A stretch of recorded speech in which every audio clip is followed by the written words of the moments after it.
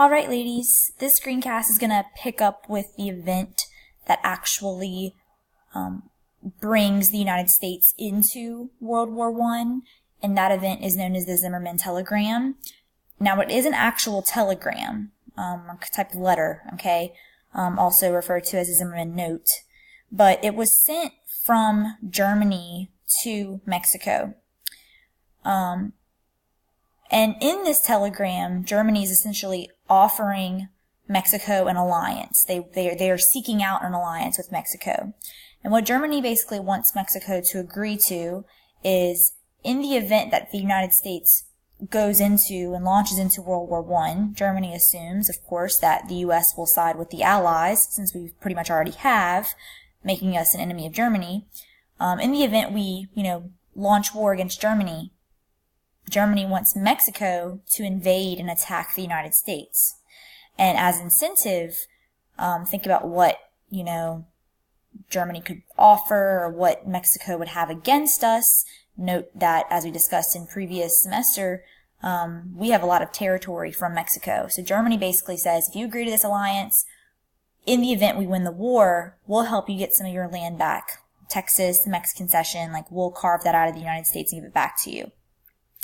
Now, this note or telegram was intercepted by the British military, and they are very quick to show us exactly what Germany is plotting, and consider why Germany really is trying at an alliance with Mexico in this situation.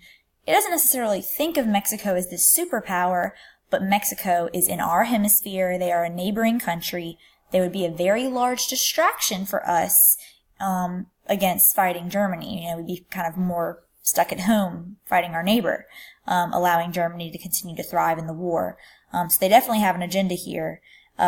Mexico honestly turned down the offer, but it doesn't matter. America is pretty much ticked off at the idea that Germany would plot this, and Mexico is just way too close for comfort in that type of scenario. So this is going to be the event that eventually, the majority of Americans are now calling for war, and Wilson will ask Congress to officially declare war on Germany, and that's in 1917, just for perspective here, okay?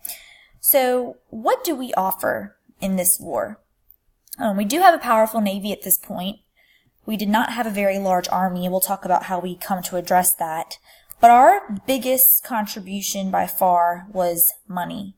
Throughout the rest of this war, we will, have loaned England and France billions of dollars, and money will be our biggest contribution by far. We are going to need to mobilize for this war and prepare. Think about what mobilization means. Essentially trying to gather the personnel and the people that you're going to be sending overseas, as well as the goods and wartime goods that you're going to be needing to fight this war. Okay, we didn't just have all this already, so we had to kind of create these things. Because as I mentioned earlier, we had a small army at this time. So what we need is a draft.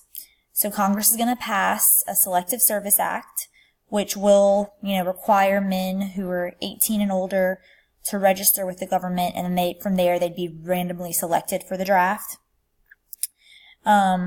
Millions of men will sign up, I think close to 20 million or so.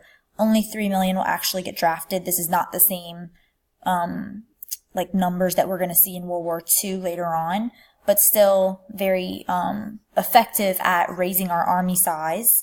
But just because of the way the Selective Service Act worked and who could get out of registering, most of the soldiers who were sent overseas are not of prominent backgrounds. They are not high school educated. Many were African Americans who were forced to serve in segregated units. And women served not in actual military positions, but just in ways that they could, as nurses, operators, kind of following the military. But again, they're not really officially enlisted in the military at this time. So that's just kind of how we mobilize, and it is effective, the draft. And we also, kind of give incentives to shipyard workers and other industry that would create weapons of war needed to fight on our behalf. But how are we going to transport all this stuff? The bigger issue is the German submarines, because they are attacking countless ships in the Atlantic. How are we going to get our soldiers and our wartime goods overseas to fight? So we're going to implement two things now at this point just to kind of address the submarine issue in the Atlantic.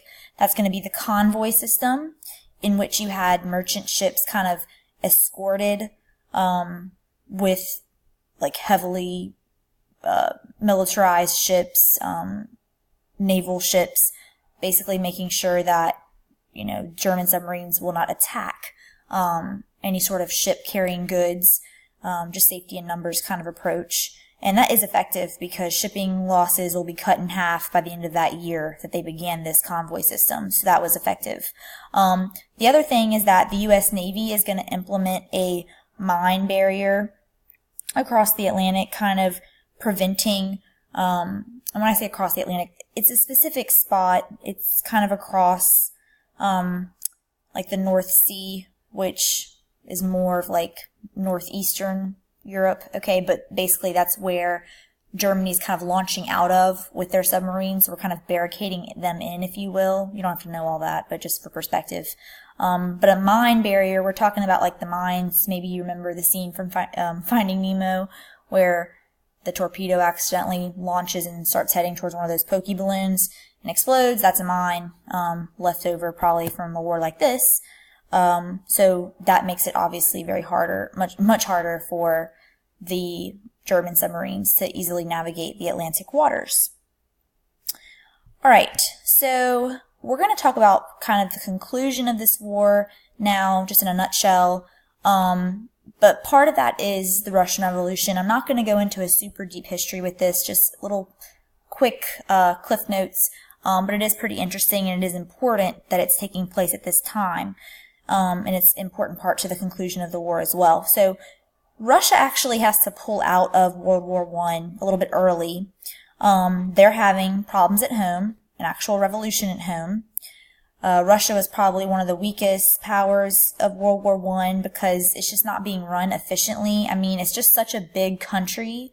It's almost too big to keep under control by this Russian monarchy and empire. There were high casualties for the Russian soldiers. There's all kinds of food and fuel shortages at home.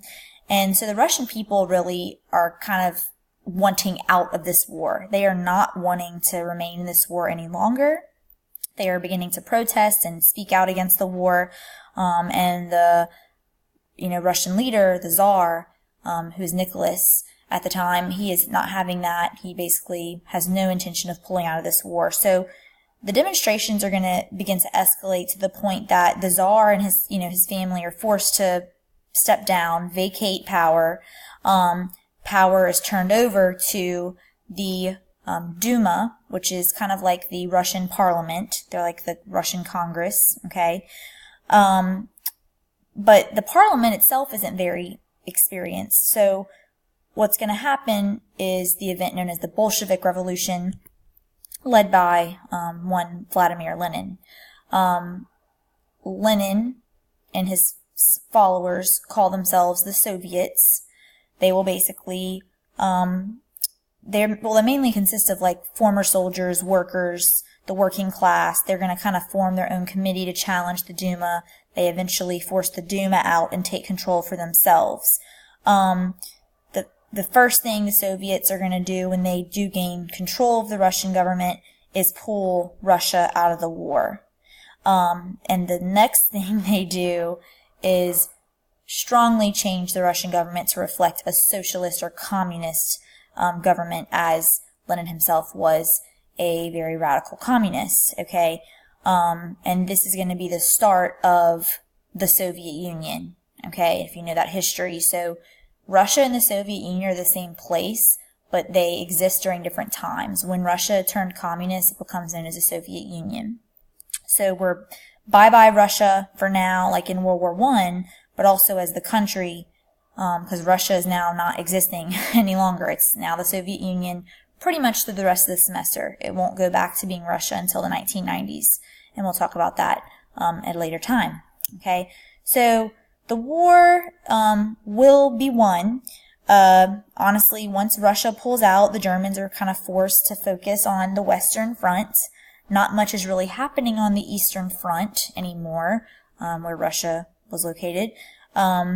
So they're kind of forced to focus on, the regions of France, England, and American troops are going to arrive just in time to prevent the Germans from being able to advance any further into France. And they will defeat them in several battles. So at this point, Germany and the Central Powers are looking like they're going to be defeated. And they are. So the treaty that's going to end this war is known as the Treaty of Versailles. You're going to have the leaders from France, Britain, Italy, and the United States meet to discuss peace terms. And they will meet in France to do this, and they are known as the Big Four. Okay, so the four leaders from the four main countries that are standing at the end. Note that neither any of the Central Powers nor the Soviet Union was invited to participate in these peace talks. That's going to kind of come back a little bit later, so just keep that in mind, that you really have just the winners kind of in these discussions. President Woodrow Wilson has a very clear plan of what he wants for the aftermath of this war and for the treaty to look like. His plans for peace are known as the 14 points. It was kind of like 14 big ideas that he had to kind of create sustaining peace in the aftermath of World War I. We're not going to go into the details of the 14 points except for point number 14, which was by far his most important point, and this is where he called for the creation of the League of Nations.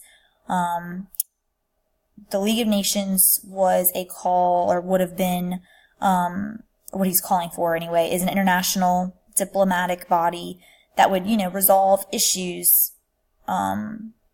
between countries before, resorting to war. Resolve issues in a diplomatic way. That should kind of sound familiar to you. This is the predecessor to the United Nations, which does exist today. But yes, this idea first gets presented by Wilson as point number 14 in the 14 points. In terms of the rest of his points, the other allies, the other, members of the Big Four, they don't really like those plans because they don't feel like they're harsh enough. Let's just be honest. England, France, and Italy in the end, they are mad. They are mad at Germany. They are mad at the Central Powers, and they want someone to pay. They've been involved far longer in the war. Trench warfare was very brutal, and they feel like there needs to be punishment and consequences. So Wilson will get his 14th point passed, but the rest of the treaty is going to be a little bit harsh. We're going to see 9 new nations established, including, just for example, Poland, Czechoslovakia, Yugoslavia, and we're going to see like the shifted boundaries of other nations. The reason this takes place is simply to more accurately reflect nationalist ideals in which countries are reflective of the people who are living in them. And you don't have situations where certain groups don't want to be a part of the Austria-Hungarian Empire anymore, if that makes sense. Okay?